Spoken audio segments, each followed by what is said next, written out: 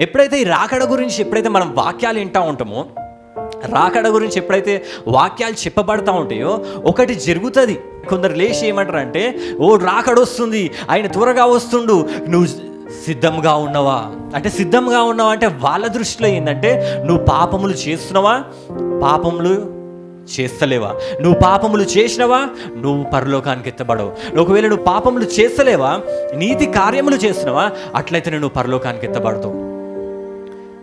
నువ్వు ఏదైనా చెడు తలంపులు ఆలోచిస్తున్నావా, అబద్ధాలు ఆడుతున్నావా, దొంగతనం చేస్తున్నావా, చెడుగా ఎవరి గురించి మాట్లాడుతున్నావా, కొండెములు చెప్తున్నావా, ఇట్లాంటివన్నీ ఏం చేస్తారంటే అన్నీ తీసుకొస్తారు. ఆ పాపంలో ఎట్లన్నా చేస్తాం. ఎవ్వరు కూడా పరిశుద్ధులు లేరు.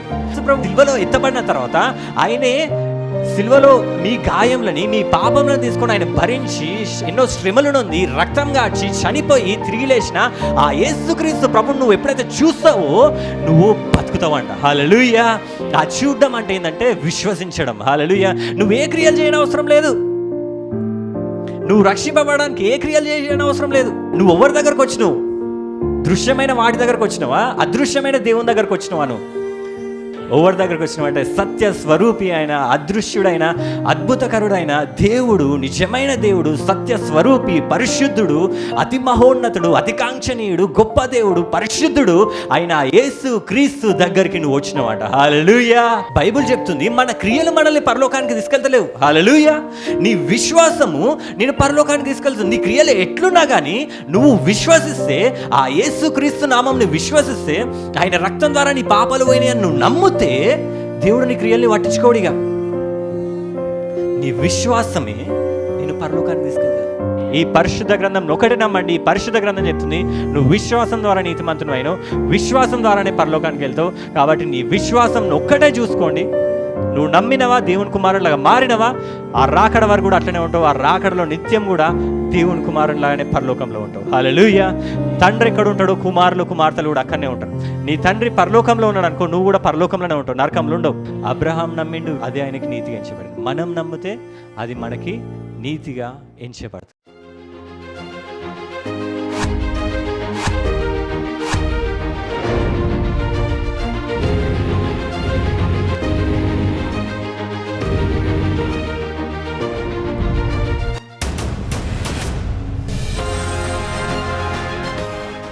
అపొస్తలుల కార్యములు 15వ అధ్యాయం.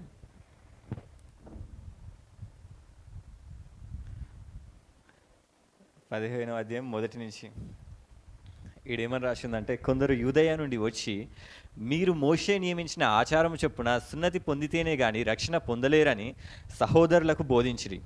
ప్రార్థన చేసుకుందాం. దేవా, వాక్యం ద్వారా మీరు మాట్లాడమని యేసుక్రీస్తు నామమున అడుగుతున్నాను తండ్రి. ఆమేన్. లాస్ట్ టైం నేను చెప్పిన వాక్యంలో చెప్పినదంటే మీరు లోకానికి ఉప్పు అయి ఉన్నారని.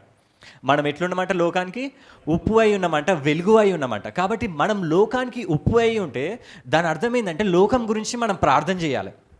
మన ఇంటి పక్కన వాళ్ళ గురించి కానీ. దేవుడు యేసుప్రభువు ఏమంటాడు? నిన్ను వాళ్ళే నీ పొరుగువాడిని ప్రేమించడం అంటే ఏంది? ఈ రకంగా అంటే ఈ కాలంలో ప్రేమించడం అంటే ఏంటంటే వాళ్ళ కోసం ప్రార్థన చేయడం. వాళ్ళు నశించిపోతారు, నరకానికి పాత్రులవుతారు, నరకానికి ఒక రోజు వెళ్ళి నిత్య నరకంలో వాళ్ళు ఉండిపోతారు. వాళ్ళ కోసం నువ్వు ప్రార్థన చేయడం. కాబట్టి నీకు నీ ఇంటి ఎదురుగా ఉన్న వాళ్ళని, నీ ఇంటి పక్కన వాళ్ళ గురించి కానీ అప్పుడప్పుడు ప్రార్థన చేస్తూ ఉండండి. వాళ్ళ ఇంటి ముంగట నుంచి వెళ్తూ ఉన్నావు అనుకో, దేవ వీళ్ళు మారును గాక, దేవ వీళ్ళ పాపంలన్నీ కడిగివే, దేవ వీళ్ళ రక్షణ మార్గంలోకి తీసుకురండి, దేవ వీళ్ళు నాతో పాటు సంఘానికి రావాలి దేవా. ఇట్లాంటి ప్రార్థనలు వాళ్ళ కోసం చేస్తూ ఉండండి. హల్లెలూయా. హల్లెలూయా. వాళ్ళ మీద కోపం ఉన్న, బ్రదర్ నాకు ఆమంటే నచ్చదు, ఈయనంటే నచ్చదు అంటే కోపం ఉన్నా ఏం కాదు, తిట్టుకుంటూనే ప్రార్థన చేయండి. ఆ దేవా ఈ వేసేదాన్ని మార్చి, దేవా ఈ వేసేది నాతో కూడా రావాలి దేవా, తిట్టుకుంటూనే ప్రార్థన చేయి. కానీ ప్రార్థన అయితే నీ కోపం ఉంటే కోపంతోనే తిట్టుకుంటున్నా వాళ్ళ కోసం అయితే ప్రార్థనలు చేయి. ఎందుకంటే దేవుని రాకడ అతి సమీపంగా ఉంది. కాబట్టి మనమందరం ఎత్తబడబోతున్నాము, ఎవ్వరు కూడా విడువబడద్దు. కాబట్టి మనకి దేవుడిని రక్షణ ఇచ్చింది, కాబట్టి మనకి యేసు నామములో అధికారం ఉంది. కాబట్టి మనం ఏం చేయాలంటే వాళ్ళ కోసం, మన ఇంటి పక్కన వాళ్ళ కోసం, మన ఎదురుగున్న వాళ్ళ కోసం ప్రార్థనలు చేస్తూ ఉండాలి. ఎందుకంటే సైతాను వాళ్ళని ఎత్తుకోపోకుండా నీ ప్రార్థనలు వాళ్ళని కాపాడుతాయి. హల్లెలూయా. హల్లెలూయా. ప్రార్థనలు చేస్తారా ఈరోజు నుంచి? మీ ఇంటి ఎదురుగున్న కోసం ప్రార్థన చేస్తారా? మీ ఇంటి పక్కన వాళ్ళు మంచోళ్ళు కాకపోతే వాళ్ళ కోసం ఏం చేయాలి? ప్రార్థనలు చేయండి. దేవా వాళ్ళని రక్షించు దేవా, నా పాపంలో ఎట్లయితే కడిగినవో వాళ్ళ పాపంలో కూడా కడుగు దేవా అని చెప్పి నువ్వు యేసు నామములో ప్రార్థించును గాక. హల్లెలూయా. అట్లయితే మనం రాకడ గురించి చూసుకుంటున్నాం. రాకడ గురించి నేను 2 వారాలు చెప్పినాను. ఎప్పుడైతే ఈ రాకడ గురించి ఎప్పుడైతే మనం వాక్యాలు వింటూ ఉంటామో, రాకడ గురించి ఎప్పుడైతే వాక్యాలు చెప్పబడతా ఉంటాయో ఒకటి జరుగుతుంది ఏంటంటే, కొందరు లేస్తారు, కొందరు పాస్టర్లు కానీ కొందరు లేచి ఏమంటారు అంటే, రాకడ వస్తుంది, ఆయన త్వరగా వస్తుండు, నువ్వు సిద్ధంగా ఉన్నావా అంటే వాళ్ళ దృష్టిలో ఏంటంటే, నువ్వు పాపములు చేస్తున్నావా, పాపములు చేస్తలేవా, నువ్వు పాపములు చేసినవా, నువ్వు పరలోకానికి ఎత్తబడవు. ఒకవేళ నువ్వు పాపములు చేస్తలేవా, నీతి కార్యములు చేస్తున్నావా, అట్లయితే నువ్వు పరలోకానికి ఎత్తబడతావు. నువ్వు ఏదైనా చెడు తలంపులు ఆలోచిస్తున్నావా, అబద్ధాలు ఆడుతున్నావా, దొంగతనం చేస్తున్నావా, చెడుగా వారి గురించి మాట్లాడుతున్నావా, కొండెములు చెప్తున్నావా, ఇట్లాంటివన్నీ ఏం చేస్తారంటే అన్నీ తీసుకొస్తారు. మనం రెగ్యులర్గా చేసేటి అబద్ధాలు ఎంతమంది ఆడకుండా ఉంటారు ఇక్కడ? చెప్పండి, అబద్ధాలు ఆడనోళ్ళు ఎవరన్నా? చెప్పండి ఎవరన్నా? అట్లయితే ఇట్లాంటివన్నీ మనం రెగ్యులర్గా చేసే పాపంలన్నీ కూడా, రెగ్యులర్గా చేసే తప్పులన్నీ కూడా తీసుకొచ్చి ఏం చేస్తారంటే, నువ్వు ఇది చేస్తున్నావు, అట్లయితే నువ్వు రాకడలో ఎత్తబడవు, ఈ పాపం చేస్తున్నావు, నువ్వు చెడుగా ఆలోచిస్తున్నావు, ఇది చేయకుండా. అది ఎట్లైనా చేస్తాం మనం, ఆ పాపంలో ఎట్లన్నా చేస్తాం. ఎవ్వరు కూడా పరిశుద్ధులు లేరు. బైబిల్ చెప్తుంది నీతిమంతులు లేరంట, ఒక్కడు కూడా లేడంట.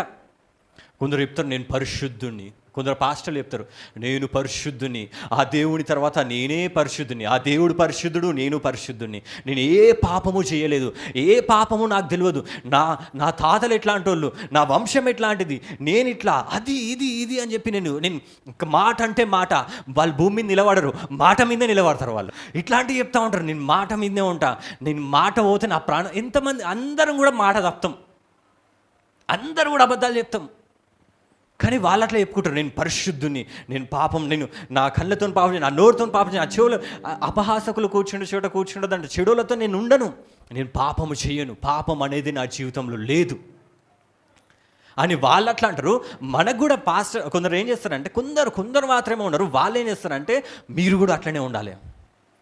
మన క్రియలు, బైబిల్ చెప్తుంది మన క్రియలు మనల్ని పరలోకానికి తీసుకెళ్తలేవు. హల్లెలూయా. నీ విశ్వాసము నేను పరలోకానికి తీసుకెళ్తుంది. నీ క్రియలు ఎట్లున్నా కానీ నువ్వు విశ్వసిస్తే, ఆ యేసుక్రీస్తు నామంని విశ్వసిస్తే, ఆయన రక్తం ద్వారా నీ పాపాలు పోయినాయి అని నువ్వు నమ్మితే, దేవుడు నీ క్రియల్ని పట్టించుకోడిగా. నీ విశ్వాసమే నేను పరలోకానికి తీసుకెళ్తుంది. అదే అపోస్తల కార్యంలో ఏమైందంటే, అపోస్తల కార్యంలో అప్పుడే సంఘం స్టార్ట్ అవుతుంది, సంఘం పెరుగుతూ ఉంటే కొందరు ఏం చేసిరంటే, ఒక గ్రూప్ ఆఫ్ పీపుల్ వాళ్ళు ఏం చేసిరంటే లేచి ఏమని చెప్పారంటే, కొందరు యూదయ నుండి వచ్చి యేసుప్రభు నమ్ముకున్న వాళ్ళకి ఇవన్నీ చెప్తురంట. పౌలు చెప్తా ఉన్నాడు, బర్నబా చెప్తా ఉన్నాడు, పేతురు, వీళ్ళందరేమో విశ్వాసం మూలంగా రక్షింపబడ్డాం అని చెప్తే, ఆ రక్షింపబడిన వాళ్ళకి అంటే క్రైస్తవులుగా మారిన వాళ్ళకి వీళ్ళు ఏమని చెప్తున్నారు అంటే, కొందరు యూదయ నుండి వచ్చి మీరు మోషే నియమించిన ఆచారము చొప్పున సున్నతి పొందితేనే కానీ రక్షణ పొందలేరని సహోదరులు అంటే బిలీవర్స్, ఇంగ్లీష్లో ఉంటుంది బిలీవర్స్ అని, హల్లెలూయా, యేసు ప్రభు నమ్ముకున్న వాళ్ళకి బోధించిరి. హల్లెలూయా. వాళ్ళు ఏమంటారంటే మోషే ధర్మశాస్త్రం చెప్తున్నారు. అప్పుడు ఏమైందంటే ఒక సంఘంలోకి వచ్చిరంటే, ఒక సంఘంలోకి వచ్చి అందరికీ చెప్తున్నారు ఏమంటే, మోషే ధర్మశాస్త్రం మీరు పాటించాలి. మోషే ధర్మశాస్త్రం ఎట్లుంటుంది మీకు తెలుసా? పదాజ్ఞలన్నీ ఎంతమందికి తెలుసు పదాజ్ఞలు? హల్లెలూయా. నాకైతే నిజంగా పదాజ్ఞలు గుర్తుండే ఎప్పుడు. నేను తప్ప వేరొక దేవుడు ఉండకూడదు, పదాజ్ఞలు అవన్నీ. నేను తప్ప వేరొక దేవుడు ఉండదు అంటే, నువ్వు పైసల్ని ప్రేమించినావు అనుకో, మనీ వెనకాల వెళ్తున్నావు అంటే నీకు దేవుడు ఉన్నట్టే. ఫస్ట్ ఆజ్ఞను నువ్వు బ్రేక్ చేస్తున్నట్టు చెప్తున్నా కదా. భూమి మీద ఎవ్వరు కూడా పదాజ్ఞలు చేయలేరు. అట్లయితే నమ్ముకున్న విశ్వాసుల దగ్గరికి కొందరు వచ్చి ఏం చెప్తారు అంటే, మీరు మోషే రక్షణ యేసుప్రభుని నమ్ముకుంటే సరిపోదు, విశ్వాసం ఒకటి ఉంటే సరిపోదు, మీరేం చేయాలంటే క్రియలు చేయాలి. మోషే నియమించిన ప్రతి ఒక్క ధర్మశాస్త్రము అది చెయ్యాలి మీరు. హల్లెలూయా. అట్లా అందరికీ ఏం చెప్తారంటే, క్రియలు, విశ్వాసం ఒకటే సరిపోదు, నువ్వు బాప్తిజం తీసుకుంటేనే సరిపోదు, పరిశుద్ధంగా నిలువబడు, పరిశుద్ధమైన జీవితం తీసుకో, జాగ్రత్త. పాపము చేసినవా, తెలియక పాపం చేస్తే దేవుడు క్షమిస్తాడేమో, తెలిసి పాపం చేసినవా నువ్వు నరకానికి పోతావు. ఇదంతా ఎవరు తీసుకొచ్చిర్రు? మనం పాపం తెలిసే పాపం చేస్తాం, తెలియకుండా ఎవరైనా చేసిరా? చెప్పు ఎవరైనా, నేను తెలియకుండా, నాకు పాపంలన్నీ నేను తెలియకుండానే చేసిన అంటారు ఎవరైనా? అన్నీ తెలిసి చేస్తాం మనం. పరిశుద్ధులం ఎవ్వరులేం. నీతిమంతుడు అంటే క్రియల మూలంగా. బైబిల్ చెప్తే బైబిలే నమ్మాలి మనం. బైబిల్ చెప్తుంది నీతిమంతుడు ఒకడు కూడా లేడు. ఇప్పుడు మనమైతే మా క్రియల మూలంగా కాము. మనమే నేను పరిశుద్ధుని, నేను మాట మీద ఉంటాను, నేను ప్రార్థనలు ఉంటాను, నేను ఇట్లుంటా అట్లుంటా, నేను గొప్పని, నేను నాది ఇది అది, నేను మా తాతలు ఇట్లా, నేను ఇట్లా అది ఇది అని చెప్పుకున్నావు అంటే అవి కానీ నేను రక్షించింది.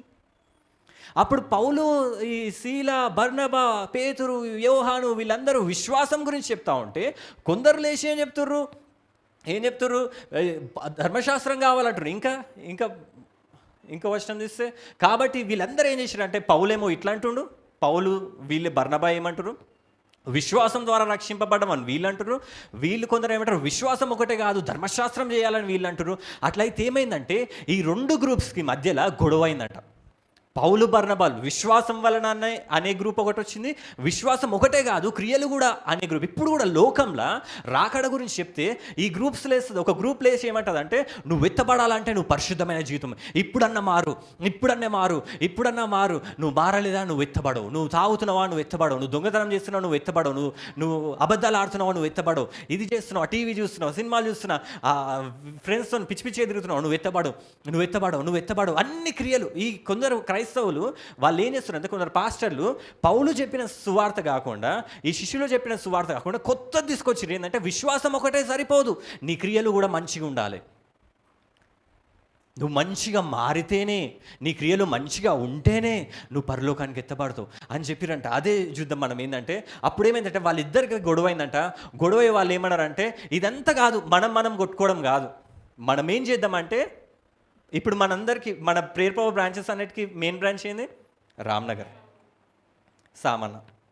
కాబట్టి అక్కడ కూడా అప్పుడు అన్ని క్రైస్తవులకి మెయిన్ బ్రాంచ్ ఏంటంటే ఎరుషలేంలు ఉంటుండే. ఎరుషలేం అనేది HQ అన్నట్టు, హెడ్ క్వార్టర్స్ అన్నట్టు. అలాగే అందరూ ఏమనుకున్నారు అంటే పౌలు గుంపు ఈ గుంపు మనం ఇక్కడ కాదు ఎరుషలేంలో మాట్లాడుకున్నాం, అందరం కలుద్దాము, బైబిల్ అన్నీ ఓపెన్ చేద్దాం, గ్రంథాలు ఓపెన్ చేద్దాం, వచనాలు చూద్దాం, అసలైన సత్యం ఏందో చూద్దాం అన్నప్పుడు అందరు కలిసి వచ్చిరంట. వారు యెరూషలేమునకు రాగా అందరు కలిసి యెరూషలేమునకు వచ్చిరంట. సంఘపు వారును అపోస్తులను పెద్దలను వారిని చేర్చుకుని అందరు వాళ్ళని చేర్చుకురంట. దేవుడు తమకు తోడేయని చేసినవన్నీ వాళ్ళ సేవ గురించి సాక్ష్యం చెప్పారంట. ఈ తెగవరు తెలుసా, ఈ విశ్వాసం క్రియలు కావాలన్న వాళ్ళు ఎవరంటే పరిసయ్యులు అంట. పరిసయ్యులకి విశ్వాసం మూలంగా నేను రక్షింపబడ్డావంటే అస్సలు నమ్మరు వాళ్ళు. క్రియలు కావాలి. ఆ పరిసయ్యులు ఎవరైతే క్రిస్టియన్స్గా మారినో, ఆ పరిసయ్యులు ఎవరైతే క్రైస్తవులుగా మారినరో వాళ్ళు అంటారంటే ఏమంటారు అంటే పరిసయ్యుల తెగలో విశ్వాసులైన కొందరు లేచి అన్యజనులకి సున్నతి చేయింపవలనని మోషే ధర్మశాస్త్రమును గైకొనుడని వారికి ఆజ్ఞాపింపవలనని చెప్పిరి. హల్లెలూయా. కొందరు చెప్తుర్రంట పరిసయ్యుల నుంచి రక్షణ పొందిన వాళ్ళు విశ్వాసం ఒకటే సరిపోదు, సున్నతి అంటే ధర్మశాస్త్రంకి సంబంధించింది. అది ఆ సున్నతి పొందిన ధర్మశాస్త్రం చేయాలి, ఆ సున్నతి పొందుకొని ధర్మశాస్త్రము గైకొనాలి. ధర్మశాస్త్రంలో ఉన్న పదాజ్ఞలు ఎట్లుంటాయి తెలుసా? అసలు చెప్పాలంటే పదాజ్ఞలలో అన్ని మంచి పనులన్నీ పదాజ్ఞలలో ఉంటాయి. అవి 10 అని తక్కువ నెంబర్ అన్నట్టే ఉంటుంది, కానీ అన్నీ అందులోనే ఉంటాయి. యేసుప్రభు ఏం చేస్తాడు, ఆ 10ని మళ్ళీ 2 చేస్తాడు. ఆ 2 ఏంది?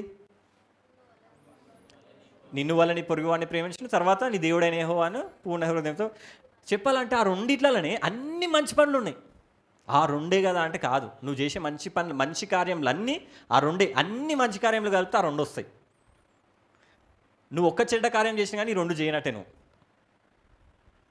ఒకసారి దేవుడు ఒక ఆయనని అడిగినట్ట, నీకేం వరం కావాలో కోరుకో అనంటే ఆ భక్తుడు అడిగినట్ట, దేవా నేను ఏ కోరిక కోరితే అది నెరవేరాలని అని కోరుకున్నట్ట. ఏం కోరుకున్నా? దేవా నేను ఏ కోరిక కోరినా ఆ కోరిక నెరవేరాలి అంటే అన్ని కోరికలు వచ్చేసినట్టే ఆయనకి. ఆ ఒక్క కోరికల తెలివి జ్ఞానం ఉన్నోళ్ళు అట్లా అడుగుతారు. ఒక కోరిక అడుగు అంటే దేవా నేను ఏ కోరిక కోరినా అది నెరవేరాలి. మనమైతే ఒకటే అడుగుతుండే. దేవుడు కూడా ఏం చేసిండంటే 2 ఆజ్ఞలు ఇచ్చిండు. ఆ 2 ఆజ్ఞలు ఏంటంటే అన్ని మంచి కార్యములు, అన్ని క్రియల కార్యములన్నీ కూడా ఆ 2 ఆజ్ఞలలో ఉంటాయి. ఆ 2 ఆజ్ఞలు కూడా ఎవ్వరు చేయలేరు. అది తెలుసుకోవాలి మనం. నేను పరిశుద్ధంగా ఉంటేనే నేను పరలోకానికి వెళ్తాను, నేను పరిశుద్ధంగా ఉంటేనే రక్షింపబడతా. వాళ్ళు అట్లనే చెప్తారు, పరిసయ్యులు కూడా చెప్తారు. అంటే నీ క్రియలు మంచిగా ఉంటే, విశ్వాసం ఒకటే కాదు నీ క్రియలు మంచిగా ఉంటేనే నువ్వు రక్షింపబడతావు, నువ్వు పరలోకానికి వెళ్తావు అని చెప్పినప్పుడు ఈ పౌలు శీలలు వాళ్ళు ఏం చేశారంటే పౌలు బర్నబాలు పెద్ద గొడవ పెట్టుకొని యెరూషలేముకి వచ్చినాక అప్పుడు అపోస్తులను పెద్దలను ఆ సంగతి విని ఆలోచించట కూడి వచ్చారు. అందరూ ఒక దగ్గర గ్యాదర్ అయినంట. బహుతర్కము జరిగిన తర్వాత మస్తు మాట్లాడుకున్నారంట. కొందరేమో విశ్వాసం అంటారు, కొందరు విశ్వాసం కాదు క్రియలు కూడా. కొందరేమో విశ్వాసం అంటారు, కొందరు విశ్వాసం కాదు క్రియలు కూడా. ఇద్దరు మస్తు గొడవ పెట్టుకురంట. గొడవ పెట్టుకొని ఏం చేసిందంటే బహుతర్కము తర్వాత పేతురు లేచి వారితో ఇట్లా అన్నాడు. అందరికంటే పేతురుని దేవుడు ఏం చేసిందంటే రాక్ అంటారు, రాయిలాగా పునాది, ఆయననే హెడ్, పేతురే. ఆయన లేచిండంట. ఇక ఇదంతా గొడవలన్నీ మాట్లాడుకుంటా ఉంటే పేతురు లేచి ఆయన మాట్లాడుతుండే ఏమంటుండంటే, సహోదరులారా, ఆరంభమందు ఆయన ఫైనల్ ఇచ్చేస్తుండు. ఆ ఫైనల్ వర్డిక్ట్ ఏంది? ఫైనల్ అసలు ఏంది? ఇప్పుడు విశ్వాసం ఒకటేనా, లేకపోతే క్రియలు విశ్వాసం కావాలా? ఇప్పుడు ఈ గొడవలు అవుతా ఉంటే పేతురు చెప్తా ఉన్నాడు ఏమంటే, సహోదరులారా, ఆరంభమందు అన్యజనులు నా నోట సువార్త వాక్యము విని విశ్వసించులాగున మీలో నన్ను దేవుడు ఏర్పరచుకున్నాడని మీకు తెలియనుగో. హల్లెలూయా. ఆ వాక్యము విని విశ్వసించులాగన, ఓన్లీ విశ్వసించడానికే పేతురు వాక్యం చెప్పిండంట. విశ్వసించులాగన మీలో నన్ను దేవుడు ఏర్పరచుకుని మీకు తెలియదా? హృదయములను ఎరిగిన దేవుడు మనకు అనుగ్రహించినట్టుగానే వారికి పరిశుద్ధాత్మను అనుగ్రహించి వారిని గురించి సాక్ష్యం ఇచ్చాడు. వారి హృదయములను, ఇది మంచిగా చూడండి, పేతురు ఫైనల్గా చెప్తుండు ఏమంటుండంటే, మనుషుల హృదయములను అందరము ఎట్లా కడగబడతామంటే, ఎట్లా పవిత్రపరచబడతామంటే, వారి హృదయములను విశ్వాసము వలన పవిత్రపరచి. హల్లెలూయా. ఓన్లీ విశ్వాసము వలననే మనం పవిత్రపరచబడ్డాం. క్రియలు మనల్ని పవిత్రపరచవు. క్రియలు అనేది లేవు. దేవుడు పట్టించుకోడు నీ క్రియల్ని. నువ్వు రక్షింపబడడానికి, నువ్వు పరలోకానికి వెళ్ళడానికి, నువ్వు దేవునితో నిత్యరాజ్యంలో ఉండడానికి దేవుడు నీ ఒక్క క్రియ కూడా పట్టించుకోడు. పేతురు అదే ఫైనల్గా చెప్పేస్తుండు. ఫైనల్ జడ్జిమెంట్ ఆయన ఇచ్చేస్తుండు. ఏమంటుండంటే, వారి హృదయములను విశ్వాసము వలననే పవిత్రపరచి మనకును వారికిని భేదమైనను కనపరచలేదు. హల్లెలూయా. పేతురు ఫైనల్గా చెప్పేసిండు, విశ్వాసము ఒకటే మనల్ని పవిత్రపరుస్తుంది. నువ్వు నేను పరలోకానికి వెళ్తున్నామంటే దాని అర్థం ఏంటంటే మన క్రియలు మంచిగా ఉన్నాయని కాదు. విశ్వాసం ఒకటే. హల్లెలూయా. హల్లెలూయా. వాళ్ళు ఏం చేస్తారంటే మోషే ధర్మశాస్త్రం అని మోషేని తీసుకొస్తా ఉన్నారు. కానీ మనం మోషేని వెంబడించే వారం కాదు. మనం అబ్రహాము సంతానం. మనం అందరం అబ్రహాము సంతానం.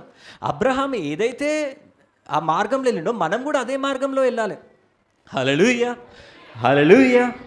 అబ్రహాంని దేవుడు ఎట్లా ఏర్పరచుకుండు అంటే, ఆయన జీవితం చూస్తే అబ్రహాము ఎట్లా అంటే, నోవా ఓడ కట్టినాక, ఆ ప్రళయం అంతా పోయినాక మనుషులందరూ ఏం చేసిరంటే, ఇప్పుడు కూడా మనం చూస్తాం అట్లాంటి మనుషులందరూ ఏం చేసిరంటే, అందరూ ఒక్కొక్క ప్రాంతానికి అంత భూమి అంతా విస్తరిస్తూ ఉన్నారు. మనుషులు భూమి అంతా విస్తరిస్తూ ఉంటే వాళ్ళకేందంటే దేవుడు కావాలి. అందరూ ఏం చేసిరంటే దేవుడు ఒక దేవుడు ఉన్నాడు అందరికి అర్థమైంది. అయితే మనుషులు ఏం చేసిరంటే ఒక్కొక్కరు ఒక్కొక్క దేవుని తీసుకొచ్చిర్రు.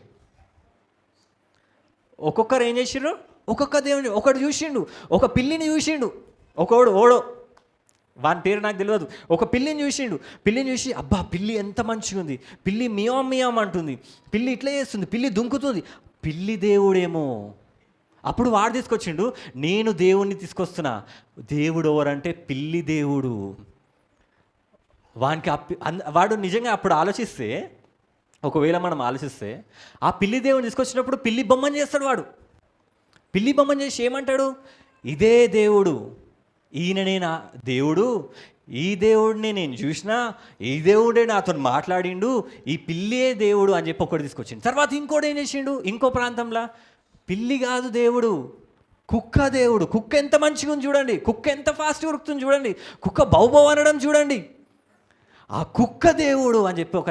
ఇంకోటి ఏం చేసిండు, నేను నిజంగా చెప్తున్నా, నాకు కూడా మనుషులు ఆ టైంలో ఏం చేసిండంటే గొప్ప ఇవే వాళ్ళ గొప్పగా ఏదనిపిస్తే దేవుడు అనుకుర్రు.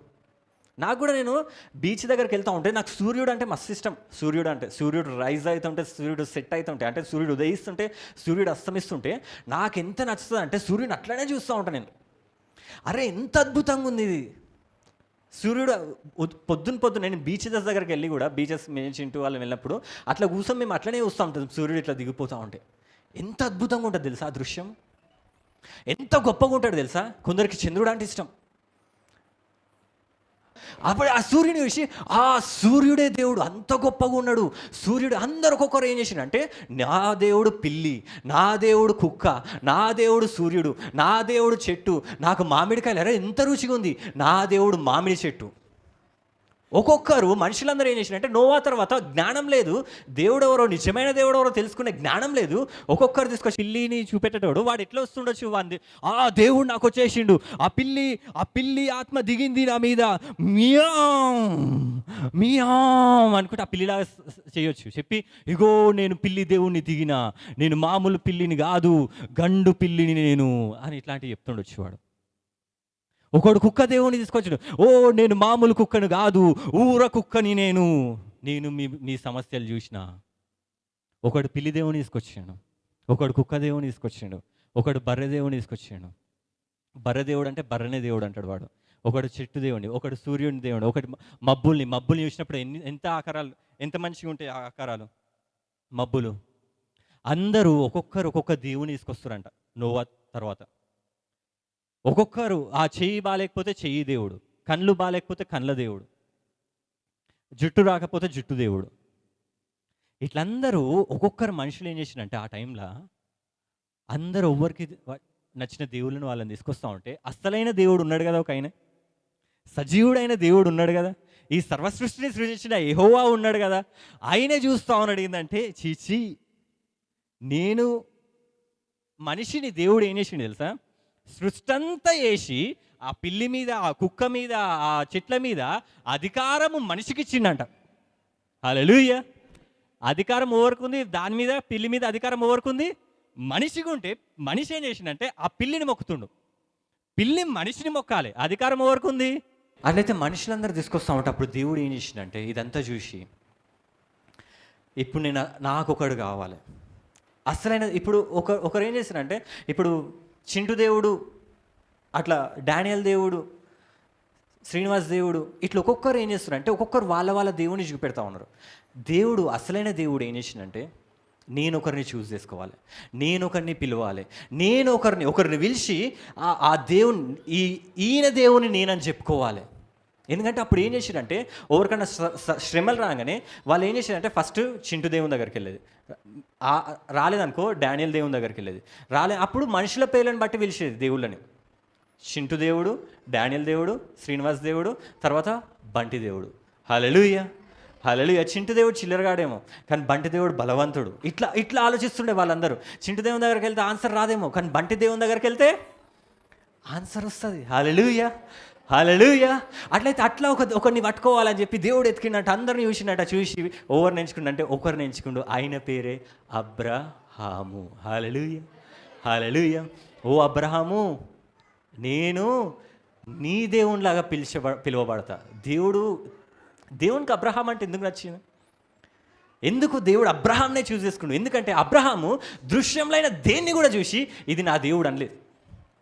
కనిపించేది దేన్ని కూడా చూసి ఇది నా దేవుడు, ఈ చెట్టు నా దేవుడు, ఈ కుక్క నా దేవుడు, ఈ పిల్లి నా దేవుడు, ఈ దున్నపోతు నా దేవుడు, ఈ బర్రె నా దేవుడు అనలే. ఆయన అన్నాడు ఏంటంటే, కనిపించని ఒక దేవుడు ఉన్నాడు, అదృశ్యమైన ఒక దేవుడు ఉన్నాడు, ఆయననే సర్వశక్తుడగు దేవుడు అని ఆయన అనుకుండు. కాబట్టి ఆ సర్వశక్తుడు, ఆ అదృశ్యమైన దేవుడు అబ్రహాముతో మాట్లాడిండు, ఓ అబ్రహాము బయటికి రా. హల్లెలూయా. అబ్రహాంని బయటకు వచ్చినాక, అబ్రహాం ఎంత విశ్వాసం అంటే, దేవుడు అబ్రహాంలో నచ్చింది ఏంటంటే విశ్వాసమే. అబ్రహాంని దేవుడు బయటికి పిలిచిండు. బయటికి పిలిచి ఏమన్నాడంటే, ఓ అబ్రహామా, నేను నీకు ఒక దేశం ఇస్తా. హల్లెలూయా. ఏమిస్తా అన్నాడు? నీకు ఒక దేశం ఇస్తా, ఆ దేశంకి వెళ్ళి నువ్వు ఉండు, ఆ దేశంలో నువ్వు ల్యాండ్ కొనుక్కోకు, నువ్వు పైసలు పెట్టి ల్యాండ్ కొనుక్కోకు, నేను నీకు ఆ దేశం ఇస్తా అన్నప్పుడు అబ్రహాం ఏం చేసిందంటే, ఆయన సొంత ఇల్లును వదిలేసి ఆ దేవుడిస్తా అన్న ఆ కానాను దేశంలో అబ్రహాం చేసిన గుడారం వేసుకొని ఉన్నాడంట, టెంట్లు వేసుకొని ఉన్నాడంట. ఆ కానాన్ దేశం అంతా చూస్తూ ఉన్నాడు, విశ్వాసంతో నమ్ముతా ఉన్నాడు, ఇది నా దేశం అని. హల్లెలూయా హల్లెలూయా. ఇప్పుడు మనకి తెలంగాణలో సెక్రటేరియట్ ఉందా? ఆ సెక్రటేరియట్ నేను ఒకరిని తీసుకెళ్ళి, నీకు ఆ సెక్రటేరియట్ ఇస్తారా, నువ్వేం చేయంటే ఈడ వాచ్మెన్ లాగా పనిచేయి, ఆ సెక్రటేరియట్ ఇస్తా నేను, నువ్వు వాచ్మెన్ లాగా పనిచేయి, అంటే వాడు వెళ్తాడు, ఓకే నమ్మిండు అనుకో నా మాటలేని. ఒక రోజు చూస్తాడు, 2 రోజులు చూస్తాడు, 1 నెల చూస్తాడు, 1 సంవత్సరం చూస్తాడు. తర్వాత వాచ్మెన్ లాగా ఉండి ఏమనిపిస్తుంది, ఇంత పెద్ద సెక్రటేరియట్ వాచ్మెన్లో ఉన్న నాకు వస్తుందా, పెద్ద పెద్దోళ్ళకే దొరకదు, నాకు వస్తుందా అని చెప్పి నమ్మరు. దేవుడు అబ్రహాం కూడా అట్లనే చేసిండు. అబ్రహాంని పిలిచిండు, కానాను దేశం అంతా చూపెట్టిండు. ఒక్క గజం అడుగు కూడా అప్పుడు అబ్రహాంకి ఇయ్యలే దేవుడు. అబ్రహాం పేరు మీద ఒక గజం కూడా లేదు. కానీ దేవుడు ఏమంటుండు, ఈ దేశమంతా నీకు ఇస్తా అన్నాడు. అప్పుడు అబ్రహాం ఏం చేసింది తెలుసా, అది ఎట్లా చేస్తావు దేవా అని అడగలేదు, విశ్వసించిండు. హల్లెలూయా, హల్లెలూయా. అబ్రహాంని మళ్ళీ దేవుడు పిలిచి అగో ఆకాశంలో నక్షత్రంలో చూడు. అబ్రహాంకి ఒక్క కొడుకు కూడా లేడు, కుమార్తె కూడా లేదు, పిల్లలే ఉట్టలే అబ్రహాంకి. ఆకాశంలో నక్షత్రాలు చూపెట్టి అబ్రహాంతో ఏమంటుండు, ఈ ఆకాశ నక్షత్రంలో లెక్క పెట్టు. లేవా నేను లెక్క పెట్టలేను, నీ పిల్లలు కూడా అట్లుంటారు అనగానే అబ్రహాం నమ్మేసిండంట. ఒక దేశంకి తీసుకొచ్చిండు, టెంట్లో కూర్చోబెట్టిండు. ఆ టెంట్ బయటకు తీసుకొచ్చి ఆకాశం మీద పెట్టిండు, నీ పిల్లలు అట్లా ఉంటారు అన్నాడు. అబ్రహాం నమ్మేసిండు. హల్లెలూయా. మనం అంటాం కదా, నీకు చుక్కలు చూపెడతా అంటాం కదా, దేవుడు అబ్రహాంకి చూపెట్టిండు, కానీ అబ్రహాం నమ్మిండు. హల్లెలూయా. మీ సమస్య, మీ జీవితాలలో కూడా ఇప్పుడు చుక్కలు కనపడుతున్నాయి అనుకో, ఏమనుకోకండి, అబ్రహామే చూసిండు చుక్కలు. మీకు కూడా అద్భుతాలు జరుగుతాయి నెక్స్ట్ తర్వాత. హల్లెలూయా. అట్లయితే అబ్రహాం చూసిండు, నమ్మిండు, విశ్వసించిండు. మనం అట్లా నమ్ముతామా? విశ్వసిస్తారా అట్లా? అబ్రహాము విశ్వసించిండంట, దేవుడు ఇచ్చేస్తాడు. ఆయన అన్నాడంటే ఇచ్చేస్తాడు. విశ్వసించిండంట. అవి చూసి అనగానే దేవుడు అన్నాడు, అబ్రహామా నువ్వు విశ్వసించినావు కాబట్టి నువ్వు నీతిమంతుడవు. హల్లెలూయా. అదే మనం ఆదికాండంలో ఉంటుంది, అతడు యెహోవాను నమ్మెను. ఈడ నమ్మెనని ఉందా, క్రియలు కూడా ఉన్నాయా? అతడు నమ్మెను మళ్ళీ క్రియలు కూడా ఉన్నాయి అని ఉన్నదా? ఆయన అతను నమ్మెను, అంతే, విశ్వాసమే. అతను నమ్మెను, ఆయన అది అతనికి నీతిగా ఇచ్చాను. అబ్రహాం ఎన్నో క్రియలు ఉండొచ్చు, మంచి క్రియలు ఉండొచ్చు, చెడ్డ క్రియలు ఉండొచ్చు, ఎట్లాంటి క్రియలను ఉండొచ్చు, కానీ దేవుడు ఆ క్రియల్ని బట్టి ఆయన నీతిమంతుడు అంటలేడు. అబ్రహాం విశ్వసించిండు, ఆ నమ్మకంని దేవుడు ఏమన్నాడంటే నీతి అన్నాడు. హల్లెలూయా, హల్లెలూయా. అబ్రహాము విశ్వాసం మూలంగా నీతిమంతుడైందా, క్రియల మూలంగా నీతిమంతుడైందా? చెప్పండి. హల్లెలూయా. అబ్రహాం విశ్వాసం మూలంగా అయిందా, క్రియల మూలంగా అయిందా? విశ్వాసం మూలంగా అయిందంట. హల్లెలూయా, హల్లెలూయా. నీ దేవుడు అందరూ, ఒకడు పిల్లిని తీసుకొచ్చిండు, ఒకడు కుక్కని తీసుకొచ్చిండు, ఒకడు బర్రెని తీసుకొచ్చిండు, ఒకడు దున్నపోతుని తీసుకొచ్చిండు, ఒకడు చెట్టుని తీసుకొచ్చిండు, ఒకడు పావురం తీసుకొచ్చిండు, ఒకడు ఈగని తీసుకొచ్చిండు, ఒకడు దోమని తీసుకొచ్చిండు. ఒక్కొక్క దేవుని తీసుకొస్తే అబ్రహాం ఏం చేసిండంటే నిజమైన దేవుని తీసుకొచ్చిండు. హల్లెలూయా.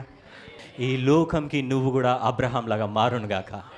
లోకమంతా ఇష్టం వచ్చిన వాళ్ళని దేవుళ్ళని, అంటే వాళ్ళకి వాళ్ళు దేవుడు అనుకుంటారు, వాళ్ళకి అడిపే వాళ్ళకి దేవుడు కొందరికి ఇష్టం వచ్చినట్టు ఉండొచ్చు. నువ్వు అబ్రహాం లాగా లేచినుగాక. హల్లెలూయా. నువ్వు ఎవరి దగ్గరకు వచ్చినావు? దృశ్యమైన వాటి దగ్గరకు వచ్చినావా, అదృశ్యమైన దేవుని దగ్గరకు వచ్చినావా? నువ్వు కుక్క దగ్గరకు వచ్చినావా, బలవంతుడైన దేవుని దగ్గరకు వచ్చినావా? ఎవరి దగ్గరకు వచ్చినావు? నువ్వు ఆశ్చర్యకరుడైన దేవుని దగ్గరకు వచ్చినావా, లేకపోతే పిల్లి దగ్గరకు వచ్చినావా? నువ్వు మియం అనే మూగద పిల్లి దగ్గరకు వచ్చినావా, మాట్లాడే దేవుని దగ్గరకు వచ్చినావా? నువ్వు హల్లెలూయా.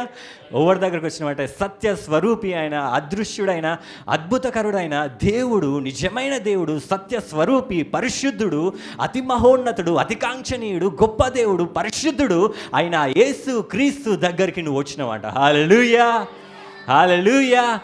ఆ ధన్యత నీకు దక్కింది. హల్లెలూయా, హల్లెలూయా. అందుకోసం మనం ఒక పాట పాడతాం. ఏం పాట పాడతాం అంటే, నిజ దేవుడా యేసు నిన్ను చేరితి, నీ పాద సన్నిధి నే కోరితి.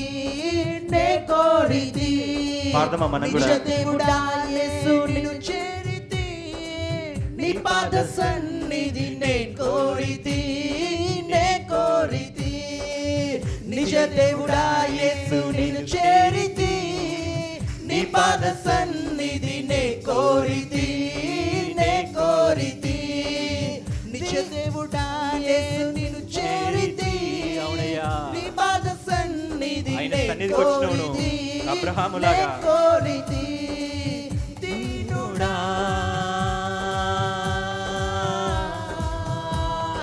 సాత్వికుడా బహుప్రియుడా, దీనుడా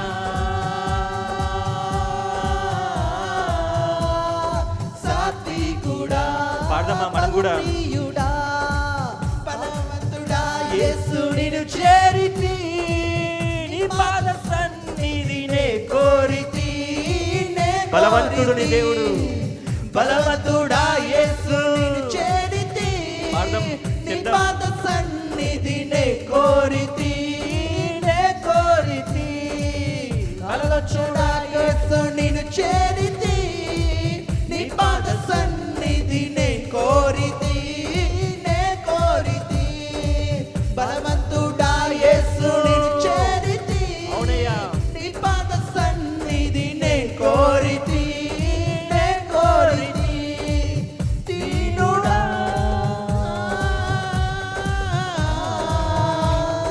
సాత్వికుడా బహుప్రియుడా దీనుడా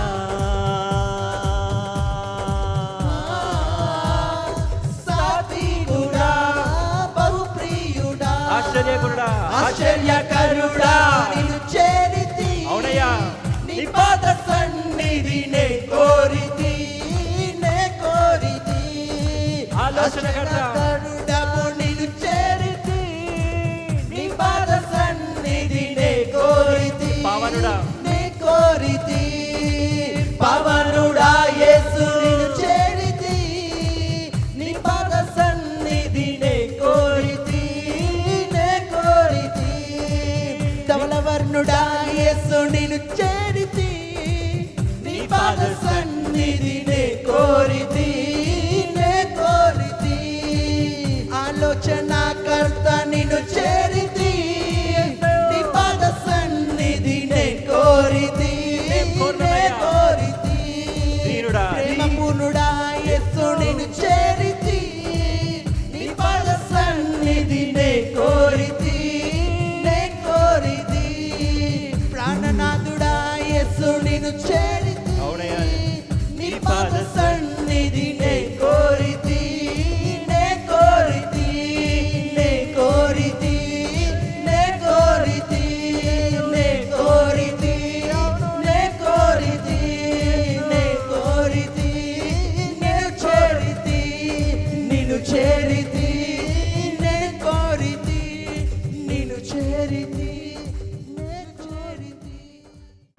అబ్రహాం మనం ఎవరు కుమారులం అంటే అబ్రహాం కుమారులం మనం.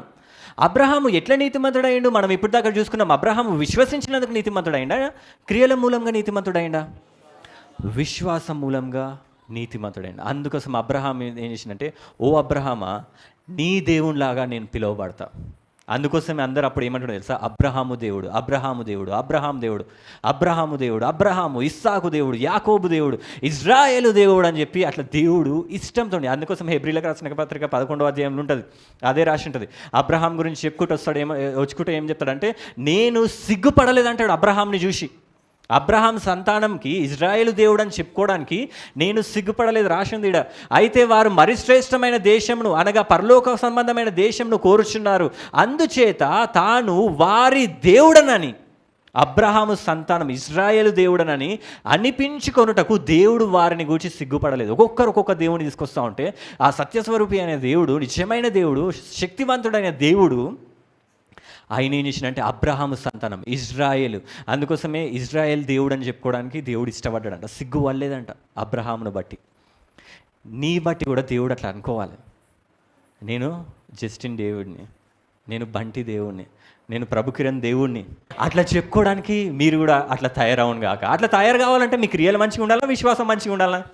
అబ్రహాం దేవుడు అనిపించుకోవడానికి దేవుడు అబ్రహాం క్రియలు చూసిండా, విశ్వాసం చూసిండా? మనం ఏమనుకుంటాం అంటే దేవుడు నాకు అట్లా తయారు కావాలంటే నేను ఇప్పటి నుంచి మంచిగా ఉండాలి కాదు. మంచిగా ఉంటే కాదు అట్లా వచ్చేది, విశ్వాసం ఉంటే వస్తుంది అట్లా. హల్లెలూయా. నీకు విశ్వాసం మూలంగా నీతిమంతుడు అయినాను, క్రియల మూలంగా కాలేను. హల్లెలూయా. దేవుడు అప్పుడు అబ్రహాంని అట్లా పిలుచుకొని దేవుడు ఏమన్నాడంటే, అందుకోసం ఇజ్రాయెల్ దేశము అప్పుడు ఒక్కొక్కరు ఐగుప్తీయులు, అప్పుడు ప్రపంచంలో గొప్ప దేవుడు ఎవరు అని అందరూ అనుకున్నారు అంటే ఐగుప్తు దేవుడు గొప్ప దేవుడు అనుకున్నారు ఆ టైంలో. అప్పుడు దేవుడు ఏం చేసిన అంటే, నా టైం వచ్చింది, నేను అసలైన దేవుడిని చూపెట్టుకునే టైం వచ్చింది అని చెప్పి ఆ ఐగుప్తులనే తెగుళ్ళు క్రియేట్ చేసి ఆ ఐగుప్తులనే జయించి ఇజ్రాయెల్ ప్రజలు ఏం చేశారంటే 400 సంవత్సరాల తర్వాత బయటకు వచ్చారు. ఐగుప్తులు ఉన్న వాళ్ళందరూ పెద్ద కుమారులు అందరూ చనిపోతారు. ఆ దేవుళ్ళు ఆ నైలు నదిని పూజిస్తారు వాళ్ళు. ఆ నైలు నది ఆగమవుతుంది. అన్ని ఏవైతే దేవుళ్ళు గొప్ప గొప్ప దేవుళ్ళు అని వాళ్ళు అనుకుంటారో అన్ని దేవుళ్ళని దేవుడు శిక్షించి, అంటే వాళ్ళ ముంగట్నే వాటి మీద అధికారము దేవునికి ఉందని నిరూపించుకొని, నేనే నిజమైన దేవుడు అని నిరూపించుకొని ఐగుప్తు నుంచి ఇజ్రాయెల్ని బయటకు తీసినప్పుడు అంట, బైబిల్లో రాసి ఉంటుంది, ప్రపంచమంతా తెలిసిందంటే ఏంటంటే పిల్లి దేవుడు గొప్పోడు కాదు, చింటు దేవుడు గొప్పోడు కాదు, డానియల్ దేవుడు గొప్పోడు కాదు, అబ్రహాము దేవుడు గొప్పోడు, ఇజ్రాయేలు దేవుడు గొప్పోడు. ఎందుకంటే ఐగుప్తు దేవుడు గొప్పోడు అనుకున్న ఆ దేవుణ్ణే శిక్షించి, ఆ దేవుణ్ణే ఓడించి ఇజ్రాయేల్ దేవుడు ఒక అతను వచ్చిండు అని చెప్పి చాలా మంది బయట వాళ్ళు ఇజ్రాయేల్లో జాయిన్ అయ్యారంట. అప్పుడు ఇజ్రాయెల్ దేశం చిన్నదైనా కానీ ప్రపంచమంతా భయపడుతుంది. ఇప్పటికి కూడా భయపడుతుంది ఇజ్రాయెల్ దేశంకి. ఎందుకంటే ఇజ్రాయెల్ దేవుడు ఎవరు? నువ్వు నేను నమ్ముకున్నా ఆ యేసుక్రీస్తు ప్రభు. హల్లెలూయా. పిల్లి దేవుడు గొప్పోడా? పిల్లి మీద అధికారం ఎవరికి ఉంది? మనుషులు ఎవరు? నీకు అధికారం, నువ్వు పిల్లి దగ్గరికి వెళ్ళి మొక్తావా? అధికారం నీకుంది. ఒకసారి వెళ్ళి టీచర్ సారు పిల్లల దగ్గరికి వెళ్ళి ప్లీజ్ నన్ను ఏమనకు, నేను నీకు ఏం చేయాలంటే చెప్పిన పిల్లలని అడుగుతారా? అట్లా పిల్లల మీద అధికారం ఎవరికి ఉంది? సార్కు ఉంది. ఏయ్ చక్కగా ఉండు, దెబ్బలు పడతాయి అని అంటారు. పిల్లల దగ్గర ప్లీజ్ అంటే ఆ పిల్లలు ఇది అట్లనే కుక్క దేవుడు, పిల్లి దేవుడు కూడా వాళ్ళు వచ్చి నాకు ఇది చేయి అది అంటే మనుషులు భయపడతా ఉంటారు. ఎందుకు భయపడతారు మీరు? ఎవరికి అధికారం ఉంది? పిల్లికి ఉందా? మూగ జీవులకి మాట్లాడే మనుషులం అధికారం ఇస్తున్నాం. అవి అనుకుంటా ఉంటాయి ఈ మనిషి ఎంత గొప్పోడు, ఎట్లా మాట్లాడుతున్నాను అవి అనుకుంటాయి. మనం చూసి ఈ పిల్లి ఎంత గొప్పది, మియం అంటుందని మనం అనుకుంటాం. జ్ఞానం లేదు మనకి. అబ్రహాము దేవుని నువ్వు నేను ఈరోజు ఆరాధిస్తున్నాం. హల్లెలూయా. అబ్రహాం దగ్గర దేవుడు ఏం చూసిండు? విశ్వాసం చూసిండు. నీ దగ్గర కూడా దేవుడు విశ్వాసమే చూసిండు గాక. హల్లెలూయా. యేసుప్రభు కూడా అందుకోసం అంటూ ఉంటాడు. ఏమంటాడంటే యేసుప్రభు నికోదిమస్తో చెప్పేటప్పుడు, యేసుప్రభు ఈ రక్షణ గురించి చెప్పేటప్పుడు ఒక స్టోరీ ఎగ్జాంపుల్ తీస్తాడు. ఏం తీస్తాడంటే యోహాను 3:14 ఉంటుంది. అరణ్యంలో మోషే సర్పంని ఎలాగో ఎత్తనో మనం రక్షింపబడడం విధానం ఎట్లుంటుంది అనేది ఒక స్టోరీ లాగా, ఎగ్జాంపుల్ లాగా యేసుప్రభు చెప్తా ఉంటాడు నికోదిమస్కి.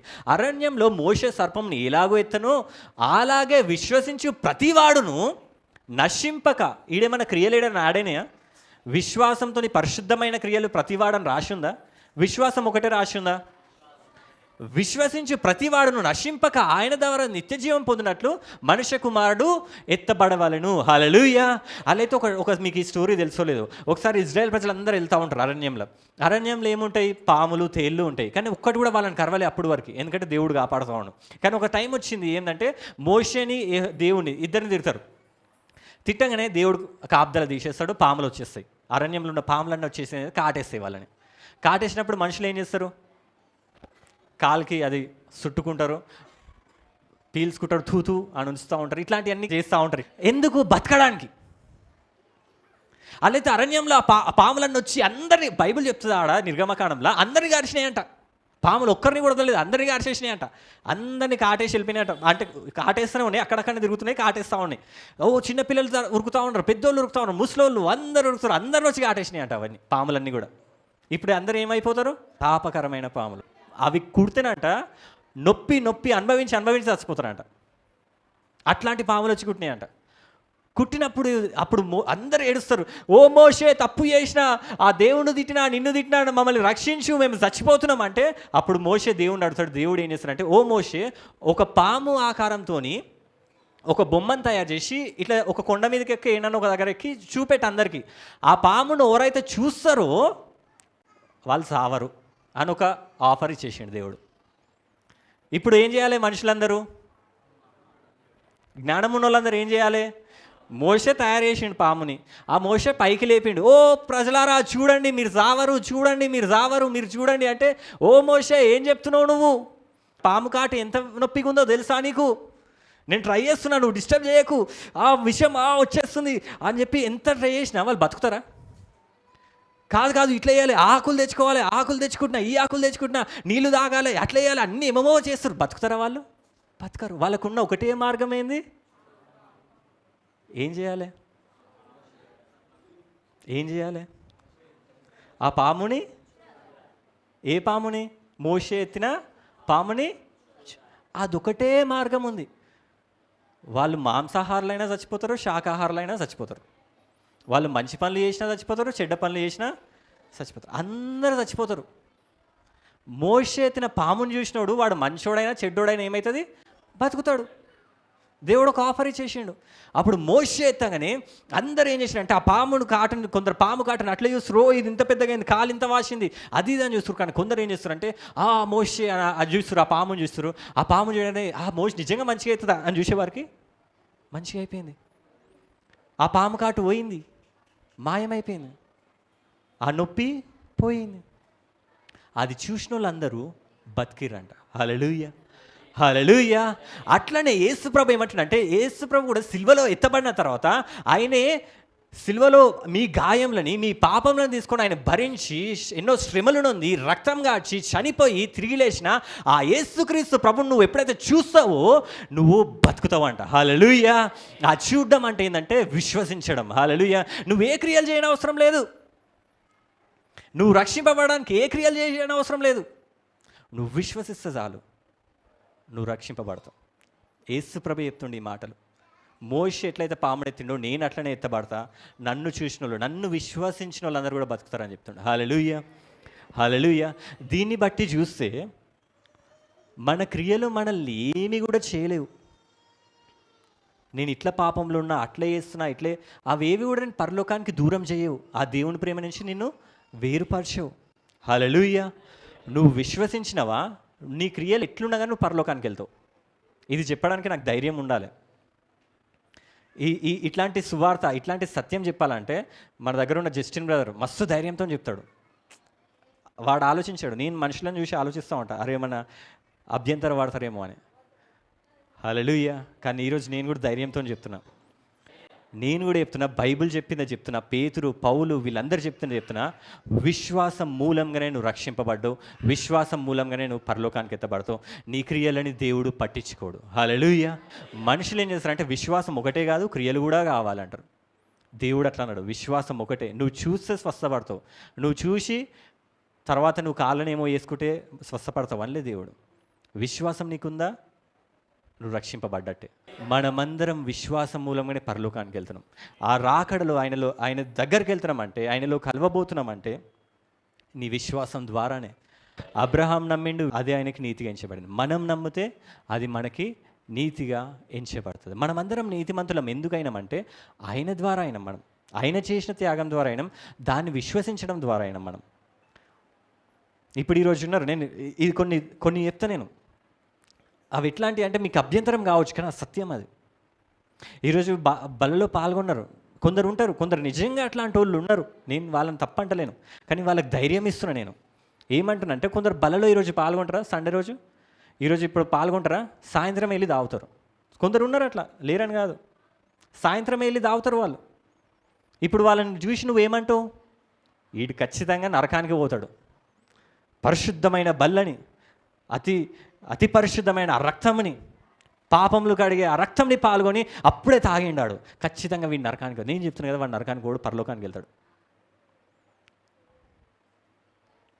ఎట్లుంది ఇది చెప్తే ఏంది బంటి బ్రదర్కి దయ్యం ఏం పట్టలేదు నాకు. నేను బైబిల్ చెప్తున్నా, ఇది బంటి బ్రదర్ మాటలు కాదు, బైబిల్ గ్రంథంలో ఉన్న మాటలు. అది అర్థం చేసుకోండి. రక్తం తీసుకుండు, అప్పుడే తాగిండు, ఈరోజు వచ్చిండు, రక్తం తీసుకోండు, నైట్ ఇంటికి వెళ్ళి వరకు బ్రదర్ ఏంది బ్రదర్ బాగున్నారా బ్రదర్, ప్రైజ్ ద లార్డ్. ఏం బ్రదర్ మీకు 2 చేతులు ఉన్నాయి, 2 చేతులు అంటే ఒకటే చేయించినా కానీ మనకు 2 చేతుల్లాగా కనపడతాయి బ్రదర్ అంటే. అప్పుడు పరిసయ్యులు చూసి చిచ్చి వీడు నరకానికే వెళ్తాడు, మూర్ఖుడు వీడు అని అంటారు. కానీ బైబిల్ అట్లా చెప్తలేదు. ఇది అభ్యంతరం కలగజేసినా కానీ ఇది సత్యం. ఇది ఏ యేసు రక్తం అయితే నేను పరిశుద్ధంగా మార్చిందో, నేను నీతిమంతునిగా మార్చిందో, అదే రక్తము నేను పరిశుద్ధమైన నీతి మార్గంలో కూడా నడిపిస్తుంది. ఆ రక్తంకే, ఆ పరిశుద్ధాత్మకే, ఏ కృప ద్వారా అయితే నువ్వు రక్షింపబడ్డావో ఆ కృపనే నేను పరిశుద్ధ మార్గంలోకి నడిపిస్తుంది తప్ప నీ అంతలో నువ్వు మారలేవు. ఏ దేవుడైతే నేను రక్షించిండో, ఏ దేవుడైతే ప్రాణం పెట్టిండో ఆ దేవుడే పరిశుద్ధాత్మ ద్వారా నేను పరిశుద్ధమైన మార్గంలో నడిపించగలుగుతాడు. కానీ నీ అంతలో నువ్వు అది జరగదు. ఒకవేళ నీ క్రియలు ఆగమున్నా కానీ నువ్వు నీతిమంతుడు అయినవు కాబట్టి ఒకటేసారి నీతిమంతులు అవుతారు, 100 సార్లు నీతిమంతులు గారు. ఒకసారి ఈరోజు బలలో పాల్గొన్నా నేను నీతిమంతునైనా, నైట్ వెళ్ళి తాగినా నేను తాగుతాను అనుకోకండి. నేను నైట్ వెళ్ళి తాగంగానే నేను పాపినైపోయినా, మళ్ళీ నెక్స్ట్ డే వచ్చి బల్ల వేసుకున్నా మళ్ళీ నీతిమంతునైనా, మళ్ళీ ఇది ఒక ఆట కాదు.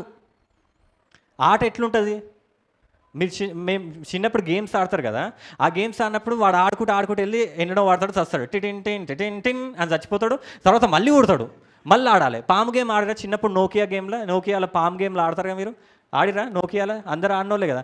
ఆ పాము వెళ్తూ ఉంటుంది, గోడకు డిష్యూమ్ అని గుద్దుకుంటుంది, క్వీ అని సౌండ్ వస్తుంది, చచ్చిపోతుంది, మళ్ళీ చిన్న పాము అయి మళ్ళీ ఊడుతుంది. ఇది ఆట కాదు. నువ్వు నమ్ముకోగానే పాపం చేయకపోగానే పాపగా ఉండడానికి, మళ్ళీ నమ్ముకోగానే మళ్ళీ ఊట్టడానికి ఎన్నిసార్లు ఊడతావు, ఎన్నిసార్లు వస్తావు అట్లా. ఒకసారి పుట్టినవా అంతే.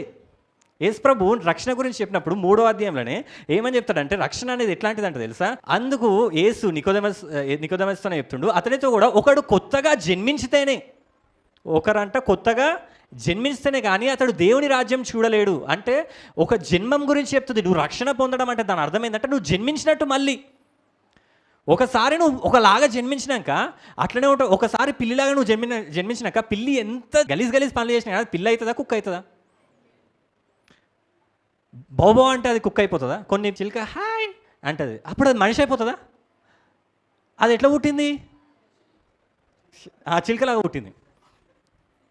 నువ్వెట్లా పుట్టినావు? నీతిమంతులాగా పుట్టినావు. నీ క్రియలు నేను మళ్ళీ పాపిలాగా మారుస్తుందా? నువ్వు ఆదంలాగా ఉండే ఒకసారి, పాపిలాగా ఉండే ఒకసారి, తర్వాత ఏమైందంటే నువ్వు మనం బాత్సమ్ అందుకోసం తీసుకుంటాం. బాత్సమ్ అంటే ఏంది? నువ్వు చనిపోయి తిరిగి లేచినావని. ఇప్పుడు ఏంటంటే యేసుక్రీస్తులాగా దేవుని కుమారుడిలాగా లేచినావు, నీతిమంతులాగా తిరిగి లేచినాక మళ్ళీ మనం ఏమంటామంటే పాపం చేయగానే మళ్ళీ నేను చేస్తాను, మళ్ళీ నేను ఆదం పాపంలాగా మారిపోతాను, మళ్ళీ మంచి పనులు చేయగానే మళ్ళీ నేను చేస్తాను. మళ్ళీ ఇది ఆట కాదు. ఒకసారి నువ్వు దేవుని కుమారుడు అయినావంటే ఎప్పటికీ దేవుని కుమారుడే. నీ క్రియలు నిన్ను ఏం చేయలేవు. నేను మా మమ్మీ కొడుకునా కదా, కదా, అందరికి తెలుసు. నేను ఏమని పిలుస్తా మమ్మీ? నేను మమ్మీ అని పిలుస్తా. నేను మంచోనా కాదు, అప్పుడప్పుడు పిచ్చి పనులు చేస్తాను, మమ్మీని తిడతా. మమ్మీ అటు ఓకరా అంటే పోతా. నేను ఒక దగ్గరికి వెళ్ళొద్దని నేను వెళ్ళిన, నైట్ వచ్చిన 11:30కి తిట్టింది, కానీ ఇంట్లోకి నన్ను ఏం చేసింది, రా అన్నది. బయటికి ఓరా అని అనలే, నువ్వు నా కొడుకు కాదు అనలే. మా మమ్మీకి నచ్చని నేను చేస్తా, అయినా మమ్మీ కొడుకునే. మా ఫ్రెండ్స్ అంటూ ఉంటారు, అరే నీకు కోపం వస్తుందా అంటారు, ఎందుకంటే నేను బీ పాజిటివ్, ఎప్పుడు పాజిటివ్గానే ఉంటాను. మమ్మీ కుమారుని నేను ఒకసారి మమ్మీ కుమారుని అయినాక నేను తప్పుడు క్రియలు చేసినాను అనుకో, దొంగతనం చేసి వచ్చిన అనుకో, అందరు ఏమంటారు, సులోచన కొడుకంట. సులోచన కొడుకనే అంటారు కదా, వేరే ఉన్న కొడుకు అంటారా? సులోచన కొడుకంట. ఇట్లా చేసినేది. అట్లనే నువ్వు పాపం చేసినప్పుడు నిన్నేమంటారు తెలుసా? ఆ దేవుని కొడుకంట, దేవుని కుమారునివే నువ్వు పాపం చేసినా కానీ. ఒకసారి కుమారునిలాగా జన్మించినాక ఒక రాజకుమారుడు ఎన్ని ఆగం పనులు చేసినా కానీ రాజకుమారుడే అనపడతాడు. రాజా కుమారుని పిలిచి, అరే నువ్వు పాపం చేయకరా, ఈ తప్పులు చేయకరా అని చెప్తాడు. నీ దేవుడు కూడా నీ తండ్రిలాగా ఒకసారి మారినాక, ఒకసారి నువ్వు ఆదం నుంచి చనిపోయి యేసుక్రీస్తులో తిరిగి లేచినాక నువ్వు దేవుని కుమారునివి, కుమార్తెవి అంతేగా. హల్లెలూయా. నీ క్రియలు మళ్ళీ నిన్నేమీ చేయలేదు.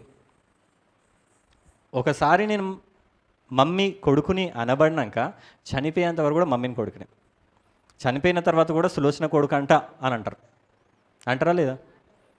నువ్వు దేవుని కుమారులా ఒక్కసారి అనబడినవు అనుకో, ఒకసారి యేసుక్రీస్తులో జన్మించినవు అనుకో, నీ క్రియలు మళ్ళీ నువ్వు వేరోని కుమారుడు, సైతాన్ కుమారుడు, ఆదం కుమారుడు అనిపించదు. జన్మించినాం, అదే యేసు నామంలో బాప్తిజం మనం సాదృశ్యంగా తీసుకుంటాం. నేను లోకంలో చనిపోయినాను, ఆదాంలాగా చనిపోయినాను, దేవుని కుమారునిలాగా లేచినాను. హల్లెలూయా, హల్లెలూయా. ఎవరైనా బాప్తిజం తీసుకొని ఉంటే తీసుకోండి సాదృశ్యంగా. హల్లెలూయా.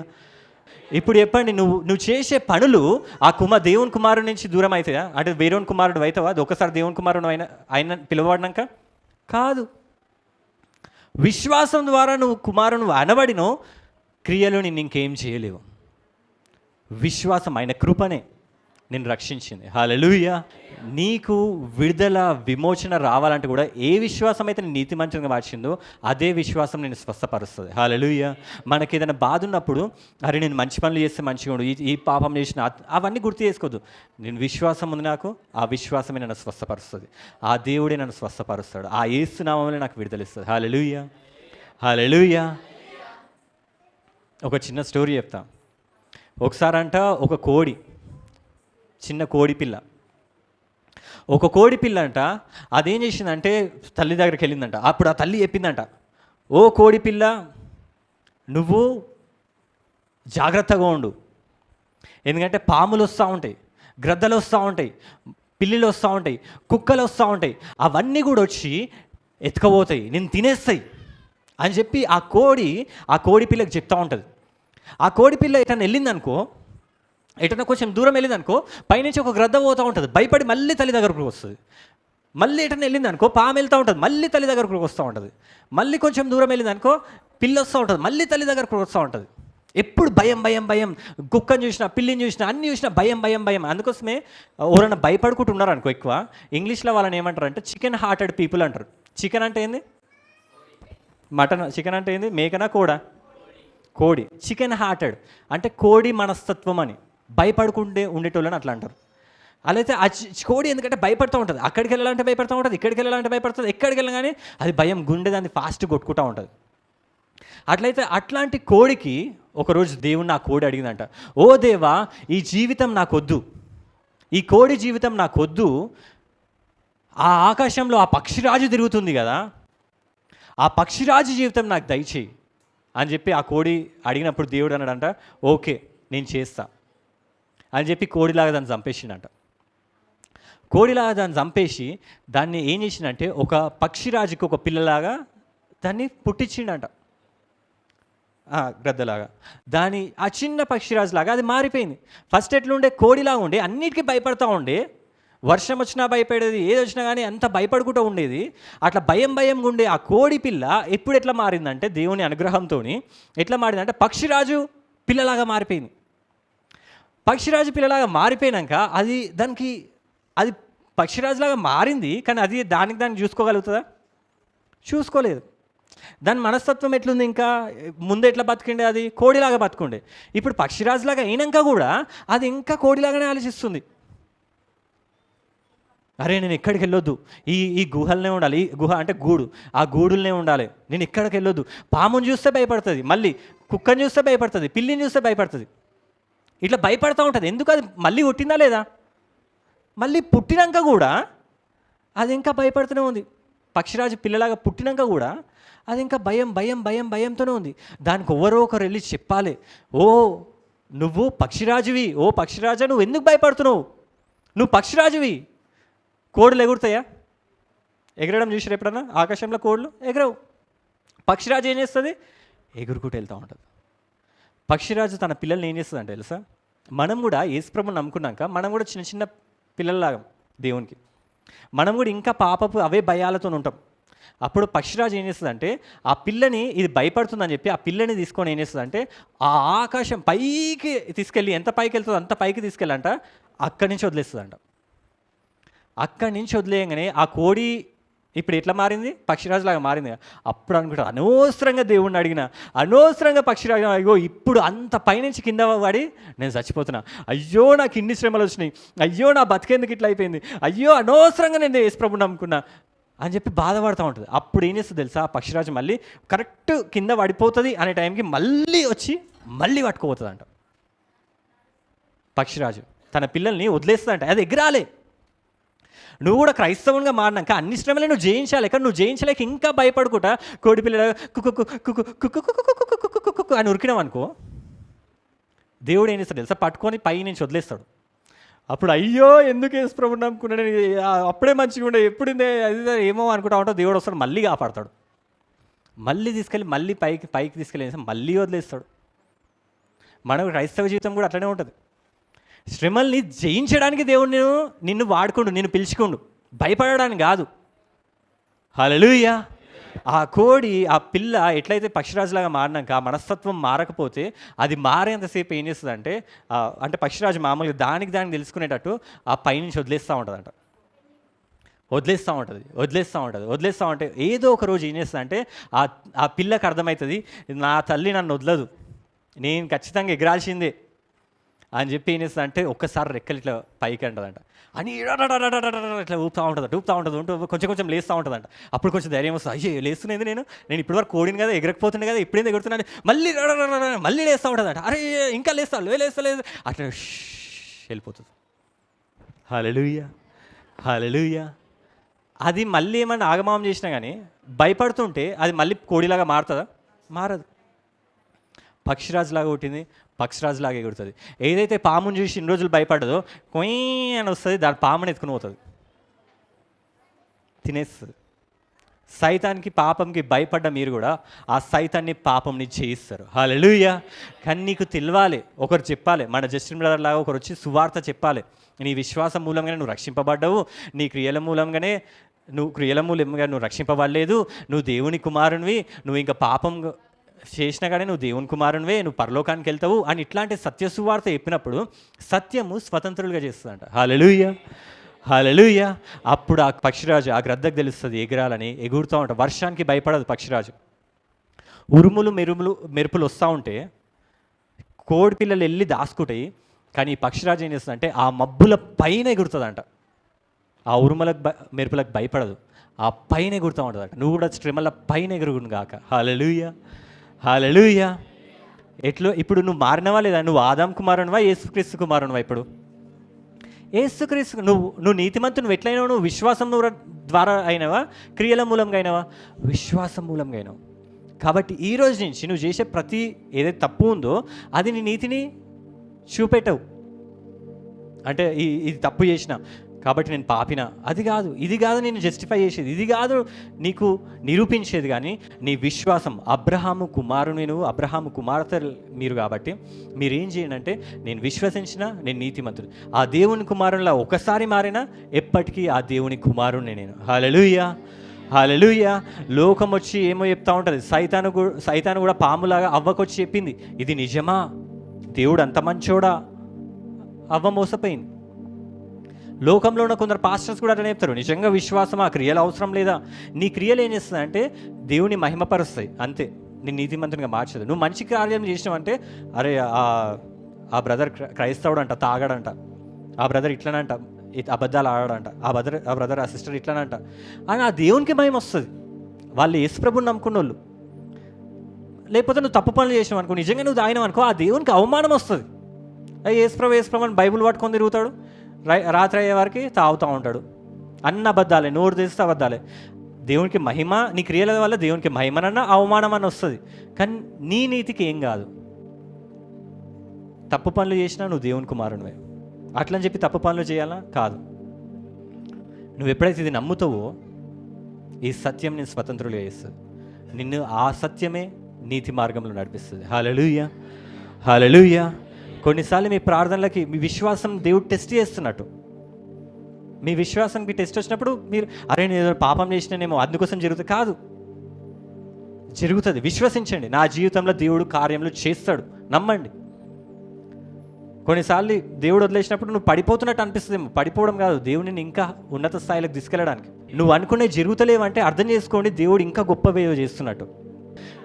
నువ్వు నీ కోసం ప్రార్థన చేస్తే అయితలేదేమో, వేరుల కోసం ప్రార్థన చేస్తే అవుతుంది ఒక్కొక్కసారి. ఎందుకంటే నీ జీవితంలో జరుగుతలే అని చెప్పి నువ్వు ప్రార్థనలు చేయకుండా ఉండొద్దు.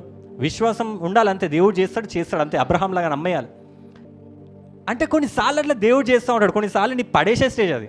అంటే నాకు దేవుడు టెస్ట్ చేస్తున్నాడు అనుకోవాలి, అట్లనే అనుకోవాలి, నేను ఇంకా బలంగా తయారు కావడానికి. కొన్నిసార్లు అట్లా అని చెప్పి దేవుడు చేయడానికి కాదు, కొన్ని చేయలేదు అంటే అన్నీ చేయడానికి కాదు. నువ్వు విశ్వసిస్తూనే ఉండాలి, అన్నిటి మీద విశ్వసిస్తూనే ఉండాలి. నీకు తలకాయ నొప్పి తగ్గుతలేదు, తలకాయ నొప్పి నీకు నడుము నొప్పి ఉంది, ఒకటి తగ్గుతలేదు, అరే ఇంక ప్రార్థన చేయను నేను, దేవుడు స్వస్థపరచడానికి కాదు. అన్నిటికీ ప్రార్థన చేస్తూనే ఉండండి, అన్నిటికీ విశ్వసిస్తూనే ఉండండి. ఎందుకంటే మనము విశ్వాసులం అని పిలువబడతాం. విశ్వాసులు అంటే ఏముండాలి? మనకి విశ్వాసం ఉండాలి. విశ్వాసం ద్వారా నీతిమంతులమైన మనం విశ్వాసం ద్వారానే నడిపింపబడతాం. విశ్వాసం ఒకటే మనల్ని పరలోకానికి తీసుకెళ్తుంది. ఇది కొందరికి అభ్యంతరపరిచినా కానీ, బ్రదర్ ఏంటి ఇట్లా అంటారు మీరు, అంటే తాగొచ్చా తిరిగి, నేను అట్లా చెప్తలేను. బైబిల్లో ఉన్నది విశ్వాసం ద్వారా నీతిమంతులమవుతామని. ఆ విశ్వాసం ఏ రక్తం అయితే నేను పరిశుద్ధపరిచిందో, ఏ రక్తం అయితే నేను పాపాలను తీసివేసిందో, అదే రక్తంకి శక్తి ఉంది నేను మంచి మార్గంలో నడిపించడానికి. కాబట్టి ఆ రక్తం చూసుకుంటుంది. మీరేం ఆలోచించకండి నా క్రియలు ఎట్లున్నాయి అవి అని. దేవుని మీద ఆధారపడి దేవుని అడగండి. ఎప్పుడైనా మీరు తప్పులు చేసినట్టు అనిపించానుకో, దేవా ఇగో నన్ను ఈ తప్పులు చేస్తున్నా, దీని నుంచి విడుదల దయచేయి. నేను కొండెంలాడుతున్నా, నాకు దీని నుంచి విడుదల దయచేయి. నేను తాగుతున్నా, నాకు దీని నుంచి విడుదల దయచేయి. ఆ రక్తం చూసుకుంటుంది. ఆ కృప, ఏ కృపనైతే నువ్వు రక్షింపబడ్డావు, ఏ కృప ద్వారానో ఆ కృప చూసుకుంటుంది. ఏ దేవుడైతే నేను రక్షించిండో ఆ దేవుడు ఆ పరిశుద్ధాత్మ ద్వారా నేను నడిపిస్తాడు. కొందరికి అన్ని అబద్ధాలు వస్తూ ఉంటాయి, కొందరికి అంత గర్వపు మాటలు వస్తూ ఉంటాయి. నా అంత మనిషి చూడలేడు, నేను గొప్పోడిని, అదెంత వీడెంత, అట్లా కాదు. దేవుడు నిన్ను వల్లే ప్రేమించమన్నాడు. నిన్ను నువ్వు ఎంత గొప్పగా అనుకుంటున్నావు, పక్కన కూడా అంత గొప్పగా చూడాలి. నేను గొప్పోని, వేరేటోడు వేస్ట్ గాడు కాదు. నిన్ను వల్లే నీ పొరుగు వాడిని ప్రేమించు. అవి కూడా తప్పులే, అవే పెద్ద తప్పులు చెప్పాలంటే. ఇంకా అంత పెద్ద పెద్ద తప్పులు చేసుకుంటే నేను పరిశుద్ధిని అని చెప్పుకోకండి. నువ్వు విశ్వాసం ద్వారా నీతిమంతునివైనావు, విశ్వాసం ద్వారానే పరలోకానికి ఎత్తబడతావు. ఈ విశ్వాసం ద్వారానే నీతి మార్గంలో నడుస్తాను. హల్లెలూయా. పాపంని జయించాలంటే కూడా విశ్వాసం ద్వారానే అవుతుంది. ఆ యేసు రక్తం, ఏ రక్తం అయితే నేను పాపంలో కడిగివేసిందో అదే రక్తం ద్వారానే నువ్వు నీతి మార్గంలో నడవబడతావు. కాబట్టి క్రియలు ఎవ్వరు చెప్పినా పట్టించుకోకండి. నీ క్రియలు మంచిగా ఉండాలి, నీ క్రియలు మంచిగా ఉండాలి, నీ క్రియలు నువ్వు ఇట్లుండాలి, అట్లుండాలి, అట్లా వేయాలి, అప్పుడే నువ్వు పరలోకానికి ఎత్తబడతావు అంటే వాళ్ళకి చెప్పేసేయండి. అపోస్తల కార్యం 15వ అధ్యాయం చదవండి ఒకసారి మొత్తం అని. అప్పుడు కూడా ఇదే గొడవ అయింది. పేతురు లేచి మాట్లాడిండు, క్రియలు కాదు విశ్వాసం ఒకటే అన్నాడు. ఈ రోజు నుంచి నీ విశ్వాసం అట్లా బలపడును గాక. మీరందరూ కూడా ఎప్పటికీ నీతిమంతులని మీరు అదే నమ్మును గాక. హల్లెలూయా, హల్లెలూయా. లోకం ఎంత చెప్పినా కానీ సైతాన్ కూడా వచ్చి చెప్తుంది ఇది నిజమా అని చెప్తుంది. అవును, నాకు డౌట్ వస్తుంది అన్నమంటే అవ్వలాగా వాడిపోతావు. అవును ఇది నిజమే, వాక్యం చెప్పిందంటే అది సత్యమే అని నువ్వు నమ్ము. సైతాన్ నీ శరీరం చెప్పినా కానీ నీ లోపల ఎంత పాపం ఉంది, నువ్వు ఎట్లా పరలోకానికి వెళ్తావు అని అది చెప్పినా కానీ, నీ శరీరం చెప్పినా కానీ దేన్ని నమ్మకండి, ఈ వాక్యం ఒకటే నమ్మండి. హల్లెలూయా. ఈ పరిశుద్ధ గ్రంథం ఒకటే నమ్మండి. ఈ పరిశుద్ధ గ్రంథం చెప్తుంది నువ్వు విశ్వాసం ద్వారా నీతిమంతుని అయినావు, విశ్వాసం ద్వారానే పరలోకానికి వెళ్తావు. కాబట్టి నీ విశ్వాసం ఒక్కటే చూసుకోండి. నువ్వు నమ్మినవా, దేవుని కుమారునిలాగా మారినవా, ఆ రాకడ వరకు కూడా అట్లనే ఉంటావు. ఆ రాకడలో నిత్యం కూడా దేవుని కుమారునిలాగానే పరలోకంలో ఉంటావు. హల్లెలూయా. తండ్రి ఎక్కడ ఉంటాడో కుమారులు కుమార్తెలు కూడా అక్కడనే ఉంటారు. నీ తండ్రి పరలోకంలో ఉన్నాడు అనుకో, నువ్వు కూడా పరలోకంలోనే ఉంటావు, నరకంలో ఉండవు. సైతాను నీ తండ్రి అనుకో, నరకంలోకి వెళ్తావు. ఎవరు నీ తండ్రి చెప్పండి, ఎవరు నీ తండ్రి చెప్పడానికి కూడా ఇష్టపడతలేదు ఆ నామంని. ఎవరు నీ తండ్రి? ఆయన ఏం చేసి నేను రక్షించడానికి? బ్రదర్ కోసమే ఇచ్చిండ, మీకోసం వేయలే. ఏంది బ్రదర్, ఏంది ఏంది ఏదో ఇచ్చిండు, లేదు దానికి ఇన్నిసార్లు చెప్పాలన్నా, ఏదో ఒకసారి ఇచ్చిండు. నేను 100 సార్లు చెప్తాను ఇప్పటికి. ఒక 2 నిమిషాలు ఒక పాటని ఒకటే చిన్న వాడతాను, ఎక్కువ కూడా వాడతాను. 2 నిమిషాలు. మమ్మీకి ఆల్రెడీ మస్తు కోపం వస్తుంది. ఇది కూడా తప్పే, అయినా నేను మమ్మీ కుమారుణ్ణి, తప్పులు చేసినా కూడా. హల్లెలూయా. మమ్మీకి మస్తు కోపం వస్తుంది. చెంగి చెల్లకి వెళ్ళాలి, వీడు ఎప్పుడేం చేస్తాడు. మీకు కూడా కొందరికి అట్లనే ఉంటుంది. ఏంటి బంటి బ్రదర్ అసలు ఏం నిలబడ్డాడు ఆయనకు తెలుసు. నాకు కూడా కాళ్ళు వస్తూ ఉంటాయి, మీకు నడుములు వస్తాయేమో, నాకు కాళ్ళు వస్తూ ఉంటాయి. ఆయన నామం, ప్రతిదీ ఆయన నామంనే జరిగింది. కాబట్టి నా ప్రాణము నా సర్వము నీవే నా యేసయ్యా. మీరు కూడా వాడండి. యేసయ్యా, యేసయ్యా, యేసయ్యా అని చెప్పండి. ఆ నామముని పలకండి, గర్వంతో పలకండి. నా యేసయ్యా, యేసయ్యా అనండి, నోరు తెరవండి. యేసయ్యా, యేసయ్యా, నా ప్రాణము నా సర్వము నీవే నా యేసయ్యా. యేసయ్యా అనండి. ఆయన నీకోసం చనిపోయింది. యేసయ్యా, నా శక్తియు నా ఆశ్రయము నీవే నా యేసయ్యా. యేసయ్యా, యేసయ్యా, నీ నామములోనే మాకు స్వస్థత ఉన్నది, నీ త్యాగములోనే మాకు విడుదల ఉన్నది. నీ నామములోనే మాకు స్వస్థత ఉన్నది, నీ త్యాగములోనే మాకు విడుదల ఉన్నది. అన్ని ఆయన నామముకే, నీ నామములోనే మాకు స్వస్థత ఉన్నది, ఆయన నామములోనే త్యాగములోనే మాకు విడుదల ఉన్నది. నీ నామములోనే నీతికి మార్గం ఉన్నది, నీ నామములోనే మాకు విడుదల ఉన్నది. నా ప్రాణము నా సర్వము నీవే నా యేసయ్యా. యేసయ్యా, యేసయ్యా, నా శక్తియు నా ఆశ్రయము నీవే నా యేసయ్యా. యేసయ్యా, యేసయ్యా, నా నీతియు నా స్వస్థతయు నీవే నా యేసయ్యా. యేసయ్యా, యేసయ్యా, నా విడుదలయు నా విమోచనయు నీవే నా యేసయ్యా. యేసయ్యా,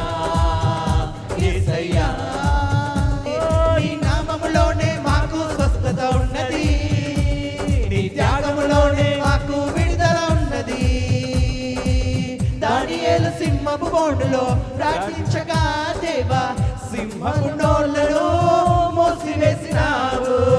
నా కష్టకాలమందు నే ప్రార్థించగానే నన్ను విడిపించిన నా యేసయ్యా. దానియేలు సింహపు బోనులో ప్రార్థించగా దేవా సింహపు నోళ్ళను మూసివేసినావు.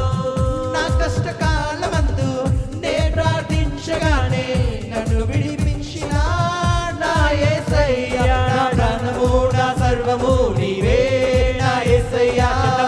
యేసయ్యా యేసయ్యా నా శక్తియు నా ఆశ్రయము నీవే నా యేసయ్యా.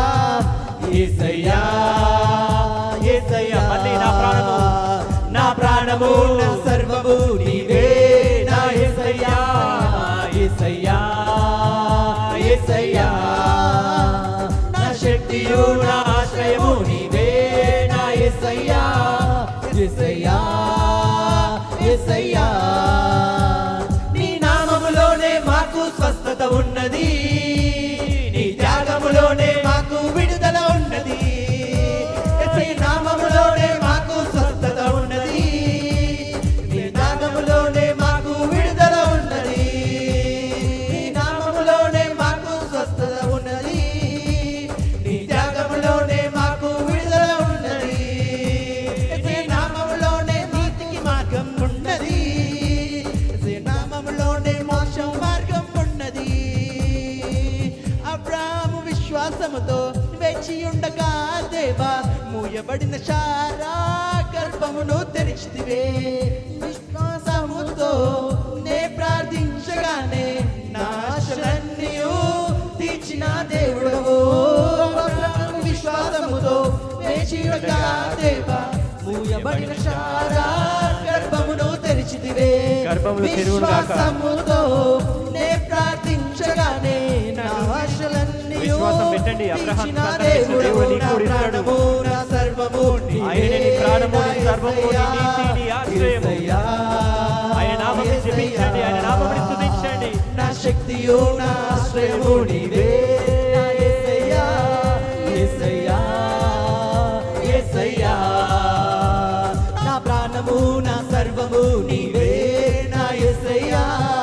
యేసయ్యా యేసయ్యా నా శక్తియు నా ఆశ్రయము నీవే నా యేసయ్యా. యేసయ్యా యేసయ్యా నీ నామములోనే మాకు స్వస్థత ఉన్నది. నీ నామములోనే మాకు విడుదల ఉన్నది. నీ నామములోనే మాకు స్వస్థత ఉన్నది. ఆమేన్. నీ త్యాగములోనే మాకు విడుదల ఉన్నది. హల్లెలూయా హల్లెలూయా. ఆ యేసు నామములోనే మీకు విడుదల వచ్చింది. యేసు రక్తం ద్వారానే మీకు పాపాలు క్షమింపబడ్డాయి. ఆ యేసు ప్రభువే నీ తండ్రి, ఇది ఎవ్వరు మార్చలేరు. ఈ చిన్న వాక్యం దేవుడు దీవించిన గాక. ఆమేన్.